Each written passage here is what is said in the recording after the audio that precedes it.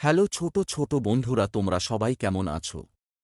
আশা করি সবাই ভালো আছো। এরকম মজার মজার ভিডিও দেখার জন্য আমাদের সঙ্গে থেকো এবং চ্যালেঞ্জ ও সাবস্ক্রাইব করে দিও এবং একটা লাইক শেয়ার করে দিও। জানো বউ, আমাদের যে ধান চাষটা করেছিলাম খুবই ভালো হয়েছে, তাই ধান কাটা পাড়ায় শেষের দিকে ধানটা কেটে রামলাল খেয়ে বিক্রি করতে দিক, কারণ তাকে বলে রেখেছি সে ট্রাক্টর নিয়ে আসবে আমাদের ধান নিতে। ধান কাটা বিক্রি করে যা কয়টা টাকা হবে সেই টাকা নিয়ে আমাদের সংসারটা খুব ভালোভাবে চলবে। যা তোমাকে বলেছিলাম কোথাও নিয়ে যাব ঘুরতে, তাই কটা টাকা পেলে তোমাকে নিয়ে। এদিকে চলে গেল রামলাল তার ট্রাক্টর নিয়ে মাঠের জমিতে ধান আনার জন্য, কেননা সেই জমিতে ধান কিনে রেখেছে।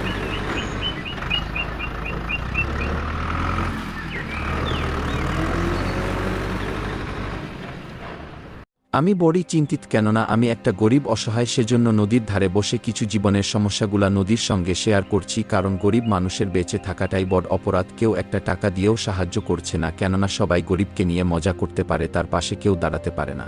বড়লোক মানুষরা বড়লোকদের সঙ্গে ওঠা বসা করে। এদিকে করি তার গরু নিয়ে মাঠে সে চাষ করে মনের সুখে, কারণ তাকে তো কিছু করে খেতে হবে, সেই জন্য সে মাঠে চাষ করে।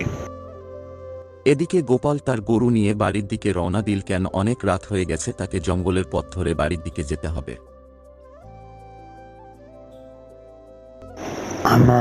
বাঘ মামা আমাদেরকে ছেড়ে দাও, আমরা অসহায়। ফিরল না, অনেক রাত হয়ে গেছে, এখনো অবধি বাড়ি ফিরল না। উপরওয়ালা কিছু যেন না হয় আমার স্বামীটার, কেননা সে মাঠে গেছে চাষ করতে অনেক দূরে, এখন অবধি বাড়ি ফিরল না। আমার খুব চিন্তা হচ্ছে তার জন্য, কেননা হে উপরওয়ালা তুমি তাকে রক্ষা।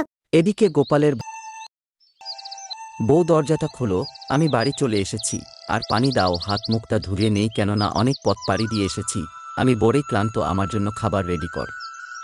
কে ওখানে আমাকে ডাকছে? মনে হয় আমার স্বামী বাড়ি এসে গেছে। আচ্ছা ঠিক আছে, তুমি নাঙ্গলটা ওখানে রেখে দাও, তারপরে পানি নিয়ে হাত মুখ ধুয়ে বাড়ির ভিতরে এসো, তোমার জন্য খাবার খুলে রাখছি।